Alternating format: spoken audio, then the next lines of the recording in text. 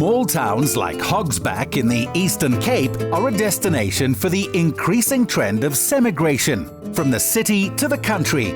In this case, it's brought the associate editor of a major online newspaper and a globe-trotting artist to relocate their careers and lives here.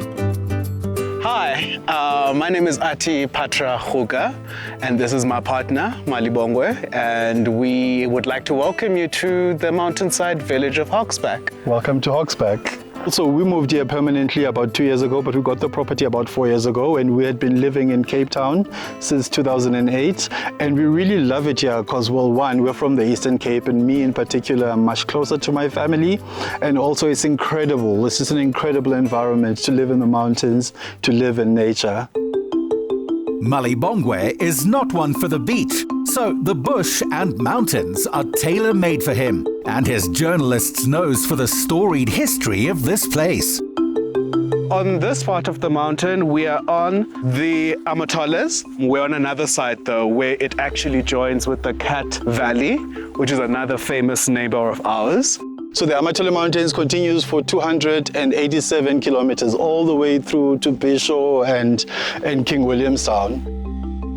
As an avid gardener, ever since moving here, I love rediscovering the natural botanicals that we have in this country. Rare plants. One of my favorite ones, which I love seeing in the wild, and I'm sure you've seen in your gardens, is this one. I don't know the Latin or the English name for it, but I know that this is called Isigwe, and its medicinal properties are that it's actually an anti-inflammatory. It has been used by Xhosa people or people on the mountain for millennia on end. The climate of the mountain is called the Afro-montane. So we get it, the Drakensberg gets it, and probably also the mountain ranges in Kenya get them. And usually there you get like these really rare plants that have managed over sort of like centuries to captivate the world as they have traveled. But one for me that sort of like I love seeing on this mountain, it has been mythical, is the pineapple orchid. Of course, it's called that because it literally does look like a pineapple, and it also is an orchid. It belongs to the orchid family.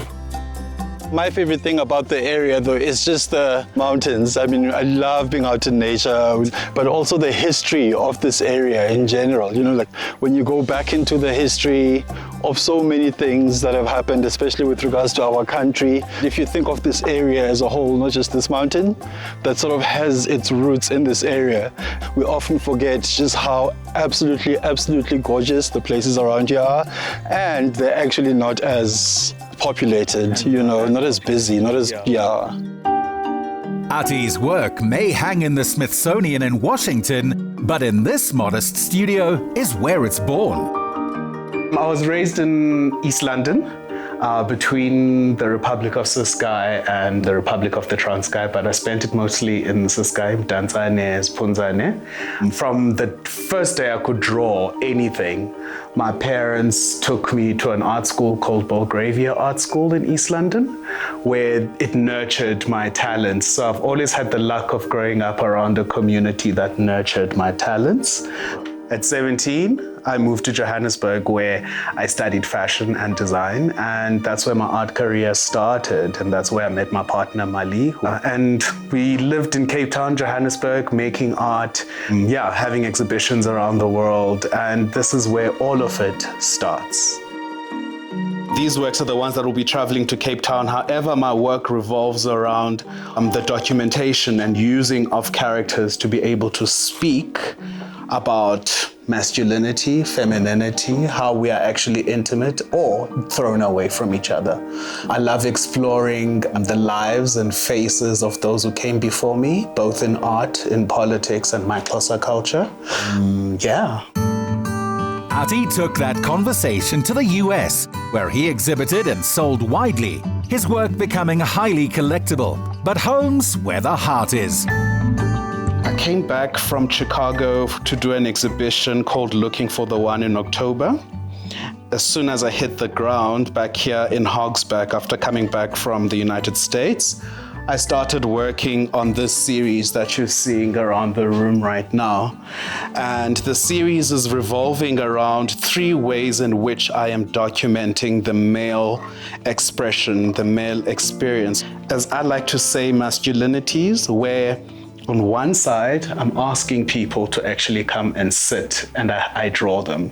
The second part is that of making images up from the imagination, portraiture from the imagination of characters that are long gone or I cannot find any archive of.